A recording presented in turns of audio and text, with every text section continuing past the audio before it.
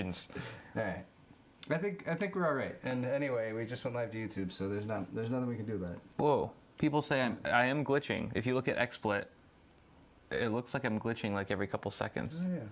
That's what people are saying in chat too. Oh, that's why they're saying I'm a hologram.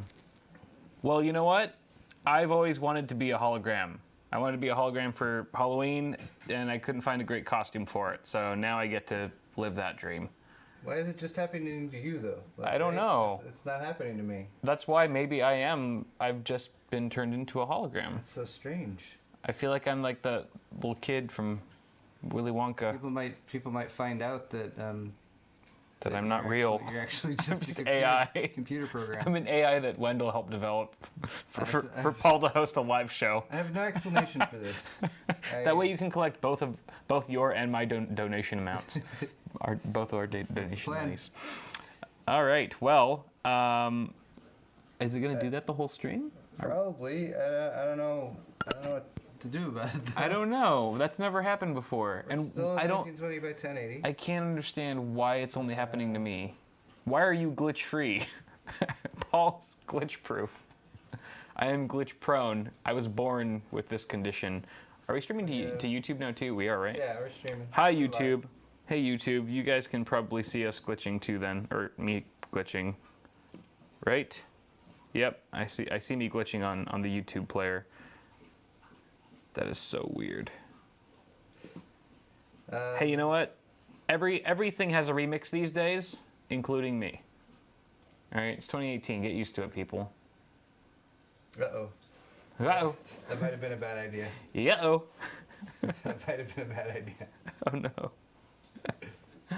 What source did you switch it to? That was a bad idea. And we're black. Yeah. Switch back. Switch back. Alright, switching back.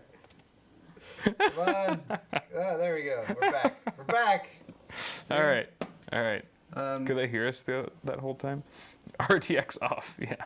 But the performance is great now. There's nothing.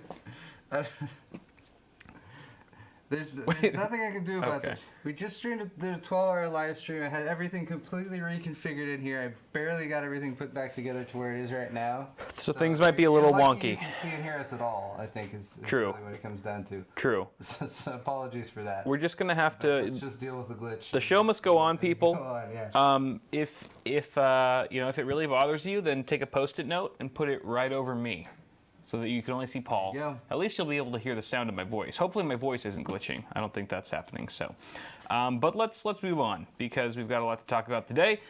For starters, we are a tech news show. You haven't explained anything. We're a tech news show. Any of the standard intro. I should have started with we are professionals. Oh yeah. At streaming, and we do the show every single Tuesday at 5:30 p.m. Pacific time, right here on Twitch.tv/awesomehardware. We also stream. Wait, that would probably help me too. What was that? This is the 26 dB pad that was on. Okay. How's that, guys? Can you hear me now? Oh, you weren't even. Your mic wasn't even enabled. No, it's just a boost. It's one of those audio soundboard things you can do, where if it's a really hot input, you can put that on, so it'll drop it down. Stifled a bit. Yeah, I pushed the button and fixed it. Hey, the button. Hey, I can hear you much better. I'm getting slightly better at using the soundboard. Yeah, ever so slightly. It's a work in progress. Yeah. So anyway, we also stream this in two halves on our respective YouTube channels. Today, the first half is clearly on my channel, youtube.com/bitwit, and in about half an hour to 40 minutes or so, you can hop over to Paul's channel to catch side B. That's youtube.com/paulshardware. You can also find a link to his channel in my video description. We also like to have a drink or two on the show, usually an alcoholic beverage of some sort. Cheers to all of you who are joining us either on the stream or drinking at home. We will occasionally use foul language, adult language, so explicit language warning, potentially. We don't go over the top with it. It's not gratuitous or anything, but occasionally it's tasteful. An F word will slip out. Only when appropriate. Only when appropriate. And also, we sell things on our stores. We have two stores. Mine is bitwit.tech/store or just bitwit.tech. It'll bring you right to my store page where you can buy the new 8BitBOI Blaster gaming mouse pads. There's also the RGB Everything series of merchandise. We also have a very nice new fan-made design, which is kind of an exploded view of exploded / cartoony view of a computer. I really like that, and you can see Paul and I just chilling on a radiator there that's spitting its tongue out. We saw someone at the recent fan meet wearing one of these shirts, and it looked really good. It looked really, really good. By the way, the awesome hardware stuff you can buy from either store. Doesn't matter either way. We share the profits. Yep. And if you're looking at anything awesome hardware stuff and you don't see it in stock in your size, shape, or variety in one store, you can check the other one because, you know, stock levels fluctuate and everything. And we still have holiday sales going on. So if you buy $50 or more, spend $50 or more, you get 10% off. If you spend $100 or more, 20% off. So quite a savings. The more you buy, the more you save. You can also get gift cards now too. Gift cards too. Buy a gift card. Paul's store is paulshardware.net, where he sells a smorgasbord of delectable items as well, including your new olive green T-shirt with the thumbscrew logo. Oh yeah, I like that very much. Heather olive green. Yes, Heather's slave labor is still continuing. May the hashtag free Heather live long. You ordered more Heather shirts? No. No, I've been summoned. She makes an honest living that way. Yeah, we'll yell Johnson at you at the end of the show if you happen to buy anything from us. And thank you for supporting the channel in advance. We also had a really successful 12-hour live stream for charity just on this last Saturday. Thanks to everyone who was a part of it. We raised a butt ton of money for the Children's Hospital of Los Angeles. Children's Hospital of Los Angeles made out pretty fat. I think we raised over $20,000 or something like that. Yeah. And we just totaled up the super chats just today. They're gonna buy those kids like a 4x4, I think, or something like that. I would expect nothing less. So 20 grand. I imagine that's what it goes towards. That was our intent. The supercar. But so this is made. Who made this? Oh, my brother-in-law, whose name is also Kyle. We call him 2.0, Kyle 2.0. His friend, who I've met like once, maybe twice, was apparently watching our stream and made this chart for us, documenting the progress of our whole stream for the full 12 hours with game changes, so you can see how long we played each game, and also the donation amounts, what they were at those various periods. Yeah. So it's actually pretty cool to see how much we love CS:GO and Mario Kart apparently. And just how much you guys... Those are the longest amounts of time played on the same game. Yes, and also just how much we raised in like the first hour or two. You also note this period of time between when the stream started and when we actually started playing games. Yeah, it ramped up really quick. That was fun. And so we eventually hit well over 20K, plus our super chats. I think Paul's yours was like 1,100 or something like that. Yeah. So we now have the super chat numbers as well that we can add to that. So I was... what did I have it in my... Mine was like 1,300. About 1100-ish added through my super chat. Yeah, so overall... We're like in the 2,200 to 2,300... No, 22,000 to 23,000 range. Yeah, that's pretty awesome. $1,173.06 via my super chat donations. Yep. And to answer your question in chat, yes, we did try CS:GO Battle Royale, and we did not like it. Yeah, it was stupid. It was very boring. Regular CS:GO is much better. All right, so thanks again for everyone who contributed there. Let's move on to Hot and Heavy Hardware. Yay. That's my first segment for today. That's where most of our news will come from, at least on my half. So first off, we've got an article. Rip. Yeah. So first off. I could fix this. Oh, Jesus. This is the technical difficulty episode. You'd think by episode 172 we'd get the hang of this. I need to update several things with this configuration. It's fine though. It's totally cool. We have it under control. Why do you keep glitching and I don't? I don't know. That's so weird. Wait. So what would happen if? I don't. What happens if It's you? gotta be What like- happens if you come over here, Paul? Just for a second, entertain me here for my own notification. Yeah. Okay. No, it's so it's like- literally it's only. So you half- are glitching on my half. So it's really just my half of the. It's so strange. I've never seen such a I don't know thing. why. I don't know why. Oh, sorry. Are you still? What? I guess you're peaking. You're peaking a bit. Sorry.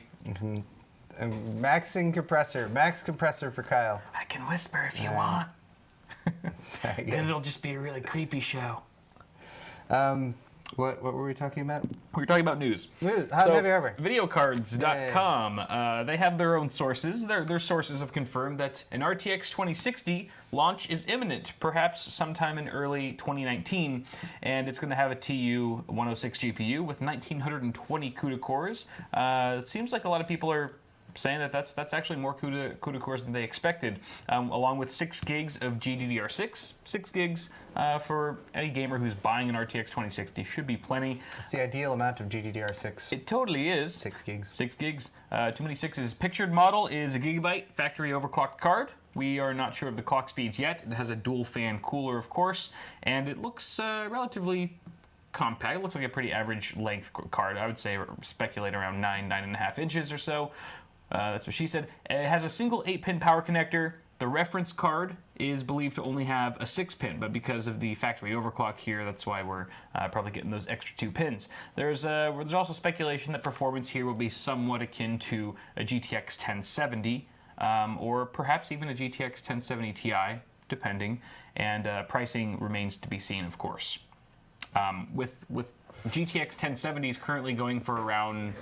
I'm gonna try one thing. Okay. I'm just gonna Paul's unplug. gonna Just gonna unplug the HDMI and plug it back in. Okay, prepare to be blind for a second, chat. No way. Prepare to be that blind could for cause like any... 2 seconds. But, oh, there it goes. Oh, you're using the Elgato. Yeah. Do you usually use the Elgato? It's been switching back and forth. Okay. Is it back? Not yet. There it is. It's back. Are you still glitching? I am still glitching. You're still glitching? Yeah. All right, well. Looks maybe a little less slight, but it might pick up again. Just little random glitches. Glitches be tripping. I have no clue. I think it's the capture card. It's maybe it's the 59.97 or .93 or whatever instead of 60 FPS. I don't know. Or it's just the Matrix or something. All right. So, RTX 2060. Any thoughts, Paul, on that? I was expecting this to happen. Yeah. I think we all were. I reserve judgment until we find out what it costs. Yeah. Exactly. Because TBD. Because they could easily destroy anyone's interest in this by being like, and it's only $450. You know, once you go over to $250, maybe even $300, it's all NVIDIA's game. It's all NVIDIA market share. So a Vega, Vega 56 or 64 for $400-ish. All right, is a good choice, especially if you're going to use a FreeSync monitor. That is true. That is true. I take that back. But it'll be interesting to see how this competes with an RX Vega 56. Guys, I don't think it's the sensor or the camera itself, because when I was looking at the camera monitor just now, it was just fine. So, I don't Son of a glitch. All right, let's move on to our next story here from WCCF Tech about the Z390 Aorus Extreme Water Force motherboard that's just been unveiled. Extreme. My, is it glorious. Look at it. Just look at it. Feast your eyes on this beauty of cooling and power. It's a big thing there. It's a big ass. It's one of the biggest monoblocks I've ever seen. So it comes included with a pre-fitted monoblock that clearly spans the entire CPU, the 16-phase digital VRM power delivery, and the chipset. It's a water block. It's a monoblock that covers the chipset as well, and it's just huge. It spans the entire diagonal length of the motherboard. Yeah, it's crazy. The whole thing looks very thick. You know, thick. Yeah. Thick, super thick. Yeah, it does. Probably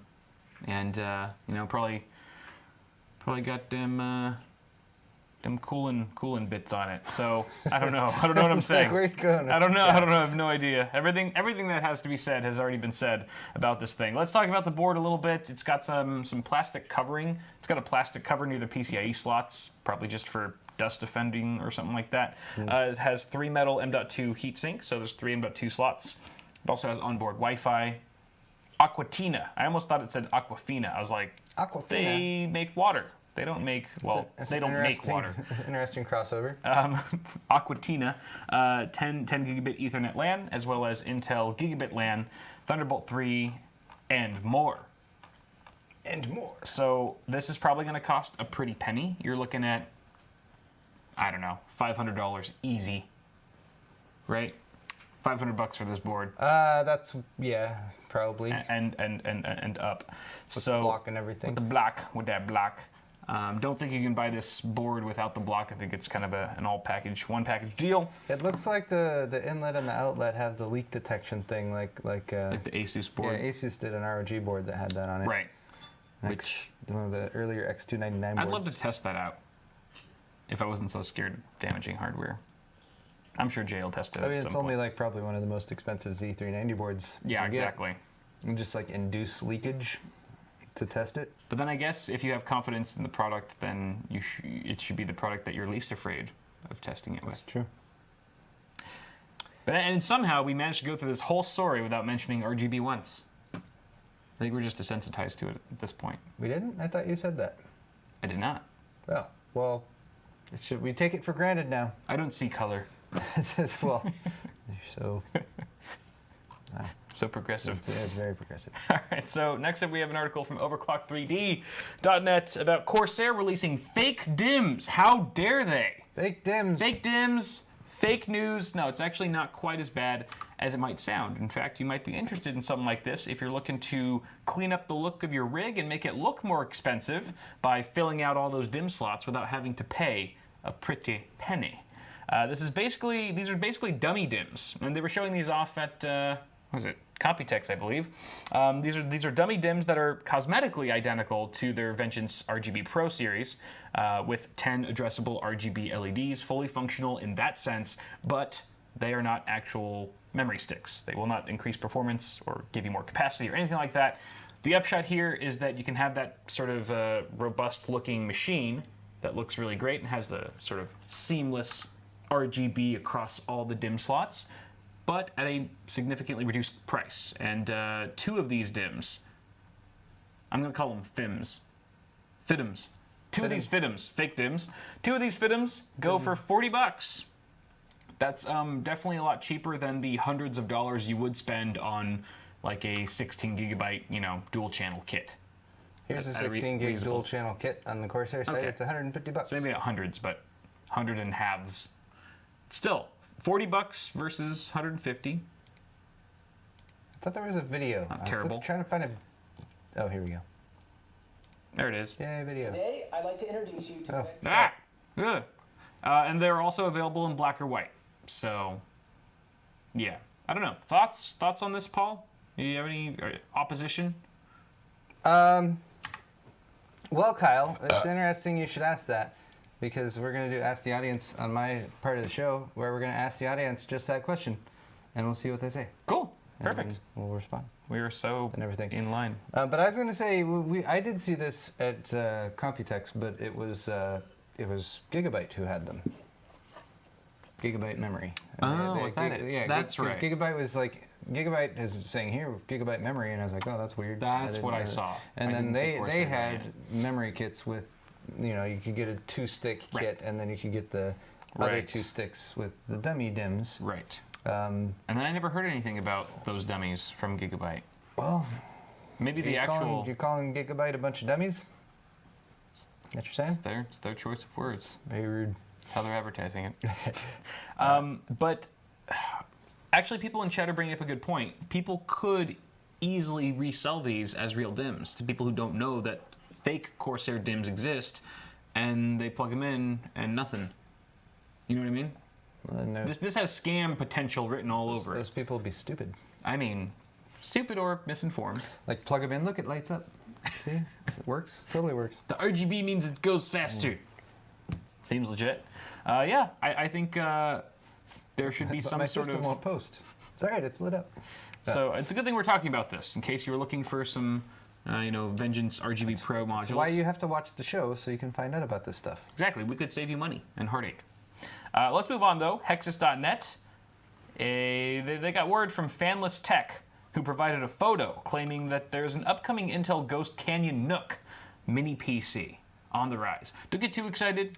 At least we're not going to see one of these units till early 2020, quite some time from now. But and so because it's so far away, the design and specification of this model are subject to change, of course.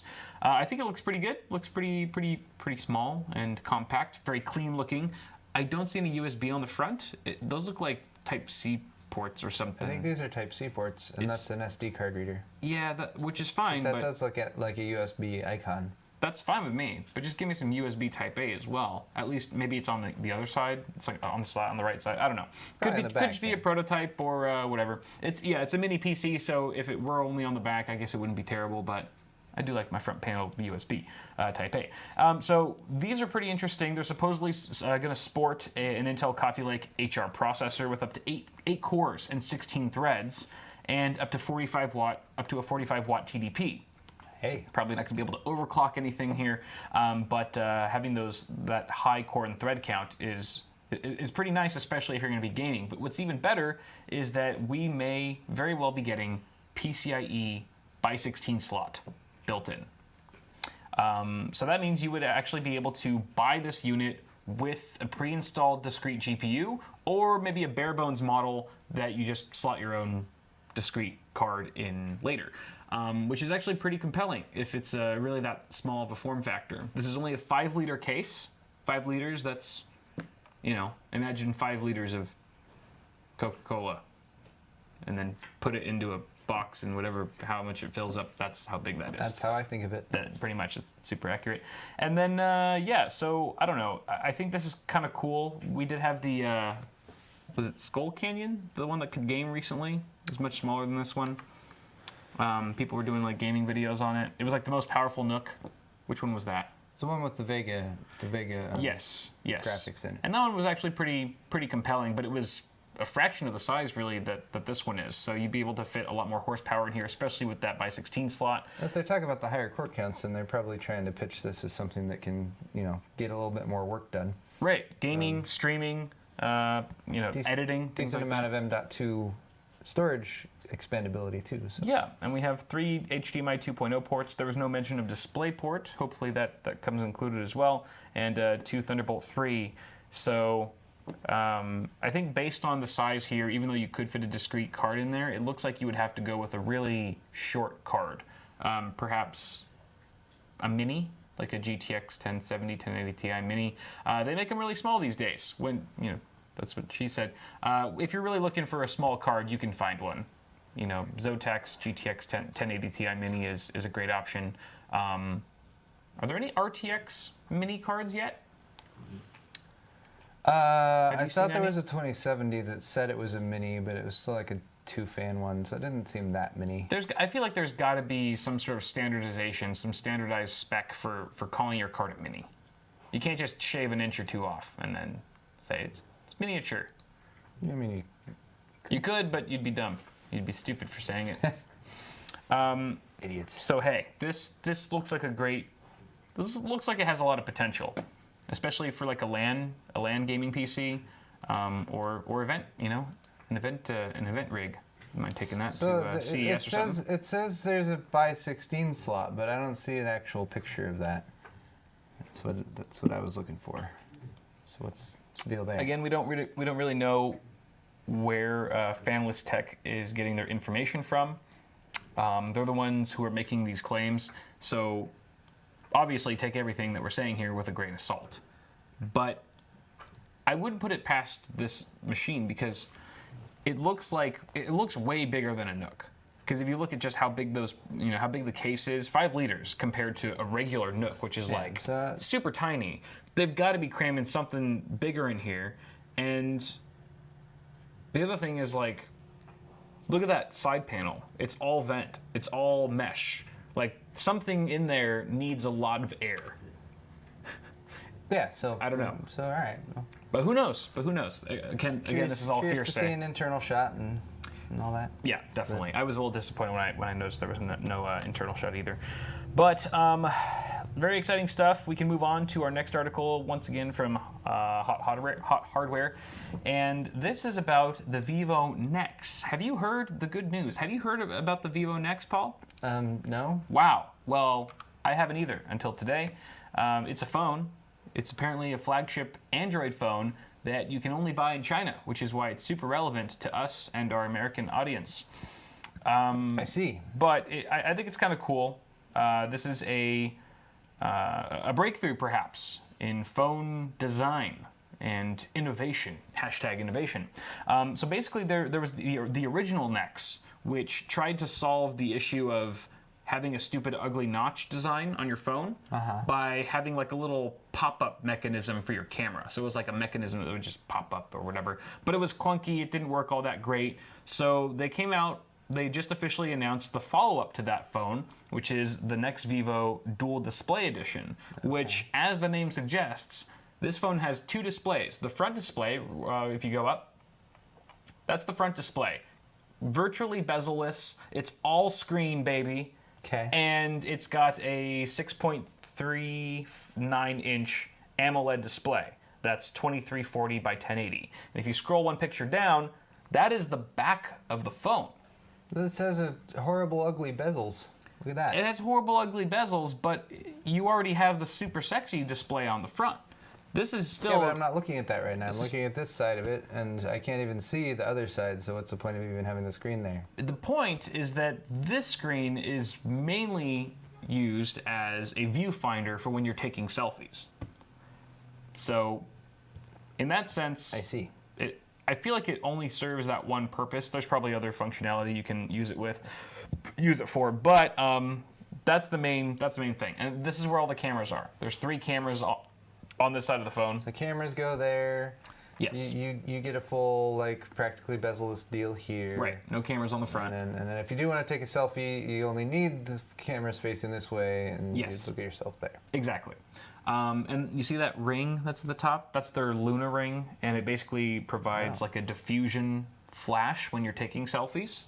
I wonder how effective that is, but it looks kind of interesting. All right. And then it also could be used as it kind of doubles as a notification indicator. I'm intrigued. Yeah. So other specs: Snapdragon 845, 10 gigs of RAM. 10 gigs of RAM is actually a lot. 128 gigs of onboard storage. No micro SD card slot though. 3.5mm headphone jack is still here, which is becoming less common on flagship Android phones. No, now it's a premium feature you have to pay extra for. Of course. It's the iPhone way. Large 3500 milliamp battery and an in-display fingerprint reader. Also becoming very popular. Android 9 Pie is what this phone ships with out of the box, albeit with the FunTouch OS 4.5 layered on top. So, FunTouch OS sounds horrible. it does sound really bad. I hate it. Anything, I hate it. anything with the word fun in it is not going to be Nope, fun. I've already decided I hate it. Yep. Not even going to give it a chance. Well, you could root your phone and just, or actually just It's like load not that even. onto it. Root my Pixel to put some third-party Chinese company's Android skin on it. That'd be a great, idea. To each their own, I suppose. But you're wrong. It launches in China early next year for around $720. So there it is. All of you watching us from China, go consider this phone, I guess. Our last story here on my half is from Hot Hardware. PlayStation Classic. It's been selling like hotcakes, but man, is it hacked. Hackable. It's so hackable. Man, is it hackable.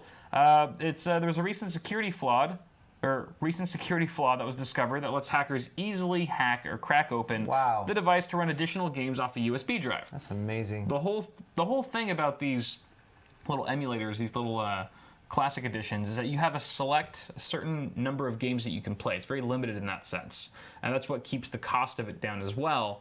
But when you can hack it and play virtually any game on it, I feel like people would pay a lot more for that privilege of playing any game on it. But now you can do it for free with just a little bit of tweaking of the code and some database editing and things like that. So apparently what allowed this to be possible is that Sony hid the key that's needed to decrypt the most sensitive parts of this device software on the device itself. The key is on the device. So all they had to do was find it, and then PlayStation Classics were getting cracked left and right. Hacker Yifan Liu uploaded footage of Crash Bandicoot running via a USB stick on his PlayStation Classic, which also brings up a good point. Why was Crash Bandicoot not already one of the preloaded games on the PlayStation Classic? That is what's one of the most iconic PlayStation games. At least when I think of PlayStation 1, I think Crash Bandicoot. He's like the Super Mario it's like Nintendo, Let's not put Super Mario on the NES Classic. What are you thinking? Anyway. I was wanting to play Bubsy Claws Encounters of the Third Kind. You're telling me about that the other day. It sounds Now like a hairy it is. endeavor. And there's tons of puns in that game. Now, when these mini consoles first started launching, my whole sort of thing was like, all right, that's cute and all, but like anyone who really wanted to play any of these games reasonably on a modern TV or something like that could very easily get an emulator and run it on a computer, which is much more powerful and everything like that. So, if now you're talking about hacking the PlayStation Classic, which is, the argument against that could have been like, oh well, people don't want to do that. There's a legal gray area and stuff like that if you don't actually own the game. But this is obviously beyond that legal gray area. You're hacking the PlayStation Classic, so Yeah. why would anyone bother to go out, buy the PlayStation Classic, bring it back, and then hack it with a USB stick when obviously they would have needed a computer to do that anyway, and they should just install any decent emulator on their computer and load up any PlayStation game they can legally obtain because they, of course, own it at the same time as well. You could. That's all I'm saying. Couldn't you still legally own? Wait, do they legally sell emulators? Or not emulated games? Emulators can be created and distributed freely. The games, the ROMs themselves, are the thing that are illegal. That is, again, depending on the company you're talking. It's actually something I haven't even read up on recently. I just know there's a lot of but that's the thing where if you have a website that's hosting something that people are going to download or whatever, that's what the intellectual property owners use to get those websites taken down. Right. Yeah, so. I think there should be like an emulator store that's legally, distributed by, Sony, Nintendo, whoever. I mean, they'd make money, I feel like there's lots of things you could say, like, oh, it'd be great if this company acted this way.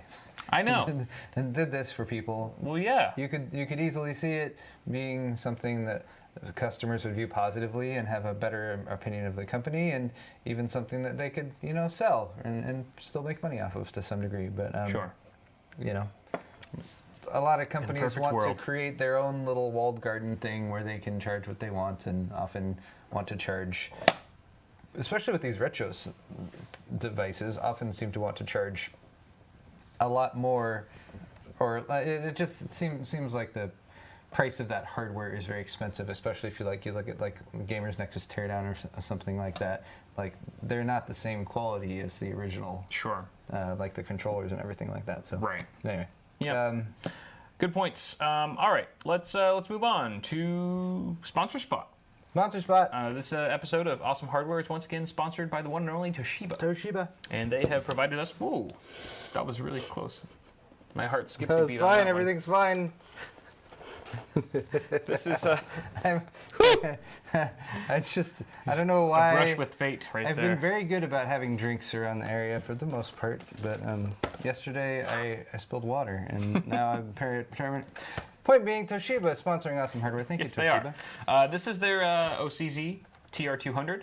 It's a 2.5-inch SATA Rev 3, 6 gigabit per second SSD using their in-house BICS flash, and it's a great drive. So great that Paul and I have actually already used both of the samples that they sent us. Yes. In personal rigs of ours, or in show rigs that we've done for the channel. What I do have, though, right here, So good. also based on BICS flash, is Toshiba's XS700, which is a little external SSD, which is USB Type-C.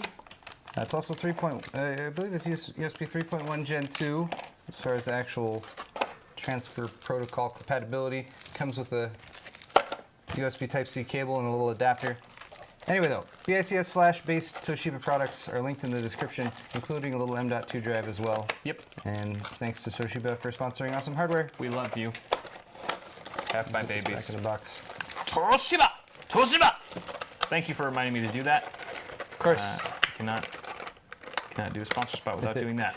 And then let's do some Pimp My PC, perhaps. We did not do it last week, so we are doing it this week. And you guys were very good to send in some pictures of your dilapidated machines so that Paul and I can laugh at you. That's what we do best. So our first rig comes from Mr. Shadow Bark YT with a Core i5 8600K. People are mad at you for peeking again. I'm sorry, but just turn my gain down, baby. I mean, you just need to stop yelling. I can't help it. I get You're excited. yelling. I like doing the show. That's how I speak. All right. So we have an Turn the Intel compressor up Core too. i5 8600K, an ASRock Z370 Pro 4, Corsair 16 gigs of DDR4 3200 speed, 2 AMD Radeon 7600s. He's not sure. Oh, What? That is not a Question card, mark. I don't think. Is it? Yeah, very AMD 7000 series. Yes, they were. Well, I don't know if 70. Oh, he's just. 7650. He just means it's in the 7600. It's not an actual 70. I've never heard of a 7600 flat. 780. What? 7650. 7970. I know 7970. That was one. Sure. Okay, all right. So, if you're unsure of the exact cards you have, if the system runs, presumably, you can run GPU-Z. Just download and run GPU-Z, and it will tell you what GPUs you have. Or look in your Radeon settings or whatever. Yeah, that's also a possibility. You have a, let's see. All right. What case is this? This is a budget case. Or no, it is a It's a Corsair Corsair case. case. It's got a 200 millimeter fan in the front. 750D? Maybe? Possibly, yeah. Damn, that cable management though. Yeah, so There's you got a going lot of on like here. just kind of loose cables hanging down here in the bottom. There's also a 3.5-inch hard drive, which appears to just be propped up on its side, which is interesting. Kind of concerning. I guess if you're very confident that the system isn't going to be kicked or moved at all, but the system also does appear to be on the floor. Computer off floor! Computer! Off floor! Who's clipping now? Oh, sorry. I get upset sometimes. See, it happens. Ketchup and mustard? Yeah, ketchup and mustard cables. It's not the prettiest looking system overall. It's also fairly dusty and stuff. Very dusty. There appears to be a red LED light source up here at the top by the all-in-one. It only matches with the ketchup. And Yeah. you've got one of those really nasty copper-colored crossfire bridges. Oh, crossfire bridge. It does kind of match with the TX750 label and the power supply. Somehow. So. Somehow it matches with something. But yeah, this system needs a lot of love and care. Some TLC. Get that cable management fixed up. Get rid of that crossfire bridge. And This just shows you the great benefit of like Extensions. power supply shrouds. basements, you Yeah. know, like that would cover up so much of this. Right. Just upgrade your case. 3D, get a 3D printer and 3D print yourself like a custom-made power supply shroud basement. That's Not a what bad I think idea. you should do. Spend $500 on a 3D printer, another $50 on filament, and then buy it, and then create yourself a $10 shroud. All very reasonable suggestions. Thank you, Thanks. Shadow, Bark, YouTube, Love for ya. sending the picture over. Next we have Cam. Cam, A Core i5 6400 gigabyte H110M ACF, motherboard 16 gigs of PNY DDR4, Asus GTX 1060, 6 gigabyte card, and he says he uses this system for gaming and video editing. It's starting to show its age and could use a good makeover. I'm a broke college grad and I could use an upgrade. Sorry about the dust. We'll clean ASAP. You should be sorry about the dust. We are offended and hurt. Still All not right. as dusty as the last guy though. Intel stock the cooler, Intel no. stock cooler, yeah. This is also just this is a very budget, bare bones motherboard. The H110 chipset. Yeah. With an 8600 or 6400. That was the last guy. Yeah, I mean, it's not like it's an overclockable CPU or anything like that, so it's not, Right. it's not that terrible. I mean, it's functional and everything. Sure.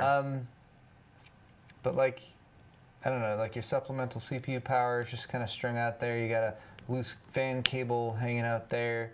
You got these awkward, which appear to be either Mexican or Italian flag colored cables. I don't even know what these are for or where they're going. Represent. Why are those there? What is that? Like this cable right here. They're going to the motherboard. Up here to the motherboard. These Probably front are panel. USB. Yeah, I guess USB. Are the front panel cables on this case? It's a Zalman case. So it's possible. Anything's possible with a Zalman case. True. So 3 things that you would need, that I would upgrade first: case, motherboard, cooler. your system really has good bones, but it just those three things I think would totally refresh the look and feel, and even maybe some of the performance of your system. You could probably salvage the case by cleaning it out and everything, and it does look like there's some space behind the motherboard tray to route cables and stuff like that. But and actually, your power supply is not terrible, given that you have all black cabling. It's an XFX power supply. They do not make power supplies anymore. That means it must be an AMD which power means supply. they made, I don't know how decent they were at it, but it's 80 plus bronze rated at least, so you know it's still alive and kicking. So there's some parts here you could definitely salvage. I would suggest considering, you know, you're talking about the system showing its age, so since you don't have a good base platform, you might consider updating that in your processor. You've already got DDR4 memory, so that's good. You can definitely carry that kit over, and your graphics card is also pretty decent. Right. So you've got a few different options here. I'd say if you seriously want to go for better performance, your CPU and motherboard would be a decent upgrade in this system, and you could do that without changing too much else. I agree. And at the same time, you know, redo all your cables and try to do something about the... Burn the case. Yeah, and burn the case. Just burn it. Burn the case. All right. Feed it to the fire. Javier! Ryzen 7 1700X, an Asus B350F gaming ROG Strix motherboard, a Gigabyte N1 gaming GTX 1060 6GB, Corsair Vengeance RGB Pro 16GB 3000 speed memory. It's a gig kit for Ryzen. 500 gig SSD, 1TB WD hard drive, Corsair 570X Crystal Series case, 600 video watt power supply, and a Corsair H100i, all in one. This is All right, already. so we got some high-end hardware here. Yeah, this is already a great looking system. Yeah. I will say that. Cable management's actually not terrible. It's pretty solid. I think you could tighten up your 24-pin ATX cable a bit. It's a little loose there. And maybe try to weave some of those cables coming off your water block around the VRM heatsink. What anime is so this that they're not on the wall? completely covering it. Those are nice, pretty heat sinks. Show them off. Don't cover them up with those nasty cables. Chat, can we get an idea on what anime this is up on the wall here? I don't know. I'm not even gonna try. Just for science. Should probably figure that out. For science. All right. So for some reason, like maybe it's just a picture. It doesn't seem like it's a super nice camera. So. The Corsair AIO thing here just looks a little smudged and scratched, and I feel like that's kind of standing out to me as not looking as clean. Did you already say the 24-pin could be tightened up? Yeah? Okay, Kyle mentioned that. Did you mention the 120mm exhaust? No. But okay. Yes, that's for sure. Loop around cable here, not the greatest. Right. You know, you're plugging it in at a place on the motherboard that's difficult to hide. But I would still maybe try to go up here and then hide it down beneath the heatsink or something like that. Yeah. Or just see if you can route it up here, and if there's any other plugs on along the top you could use, that would be good. But that's pretty much it. I mean, just a few little things here and there, and then quick fixes. And then next time you send us a picture, use a DSLR or something. Yeah. We can figure that out. Potato phone. That is Hatsune Miku, apparently. Hatsune! Hatsune Miku. Her full name is Hatsune Toshiba. Hatsumi Miku? Sorry, I'm peeking, aren't I? Sorry, guys. All right. Well, I'm sorry, I don't mean to do it. It's mystery solved. Can't help it. All right, thanks, Javier. All right. Good looking system. Next we have Gyoza. Gyoza. H400i, MSI H110, another H110 motherboard. And we have a Core i7 6700 this time, with a Thermaltake Contact Silent 12, 8 gigs of ADATA XPG, RipJaws. Oh, and he has 8 gigs of RipJaws 4, so two different kits. And we have a GTX Titan Z. Wow. EVGA NEC 750B. And yeah. Okay. What do we got here? A Titan Z, dang. Titan Z. That's crazy. I think for just ultimate compatibility and aesthetics, get one memory kit. One or the other? I mean, if he got another stick and it was rated for the same speed and you plugged it in and got the speed and timings running, then I would say in this situation it looks slightly awkward, but at least they're both red. I don't know. The Titan Z only comes in one flavor, so there's not much you can do about that, but it really stands out in this build. Green flavor. I'm gonna grab beer. I can keep talking though, because I've got a lav mic on. The beauty of labs. I'll take one too, if you don't mind. Okay. You can surprise me. I think the cooler is probably more than adequate for your 6700, but you could go with something more stylish down the line if if you were into that sort of thing. I think you've also got ketchup and mustard on your motherboard as well as your graphics card. I don't know, switch that up maybe. Go with some red sleeving, or perhaps red and green to stretch out that green element on your Titan. Although then it would look like a Christmas build. Anything with green and red. When green and red are your primary colors in a rig, it doesn't matter what else you do, it will look like a Christmas build to me, anyway. But hey, if that's what you're into, I would just go with red and maybe do a mod on that Titan. Change the LED color to white. I think that would look super sexy. But apart from that, man, it looks pretty good. There's also a bunch of dust though on your PSU shroud and probably other parts of the system that I just can't see. It does look pretty dusty on the front panel as well, where that ventilation is. You want to clean that off. Make sure to clean it regularly. And everything else looks pretty snazzy. Guys in chat, if you guys have anything else to contribute, feel free to do so. What'd you get me? Noble. You get the noble Peels. Gladly. Thank you, sir. All right, is that we got two more? Two more. Two más. One plus a Dos más. honorable mention. Okay, we have this one from Offseft. Offseft with his Ryzen 2600X and Aorus X470 Gaming Ultra, GTX 1070, Asus ROG OC, Cooler Master 212 Evo, and it looks like we have a Corsair Carbide Spec 03 case, and some decent storage options there. All right, so I really like the theme here. You've really stuck with black and red. It's very, very defined. Yeah. Which is great. And you get that clear stripper heel fan on the back, which there. we generally aren't huge fans of. But to each their own. The Hyper 212 cooler, while it is a great budget option, it is looking a little dated these days, and you could probably find something a little bit nicer that also has some red accents. Red and black is one of the most common color themes in. It also comes in black. market. It comes in black now. Comes in black? There's really? there's a Hyper 212 black Ooh, edition, I was like asking Cooler Master for like 3 years. They finally did it. It's Wow. $35. That's not bad at all. So it's not that much more. Too shabby. The only way that it seems crappy is when they have the Hyper 212 for $20, and then like Yeah. $15 more for making it black. True. Which is a steep markup. But yeah, True. and there's other choices too. Still cheaper than probably. I was gonna say your SanDisk SSD Plus down there is just kind of hanging out, chilling without any support, which is sad. So maybe a 3.5-inch adapter bracket there to hold that up would make it seem a little bit more comfortable. Granted, that's not necessary. It's an SSD. It can hang out there no problem. But we're talking aesthetics here. It also looks like he's using one of your techniques, Paul, to hoist his GPU up a bit. Going vertical. To keep it from sagging, using the power cord there. That is a positive on this build here. Very minimal or not any at all GPU sag. Yeah. It might even be tied up here or something like that. Looks like it. Could maybe tuck away that little PCI Express daisy chain cable there too. Right. So yeah, all these suggestions, I think. The rear fan, the Hyper 212, and that SSD, I think, are the main points. Yeah. Very nice build, though. Thank you, sir. Excellent choice of components.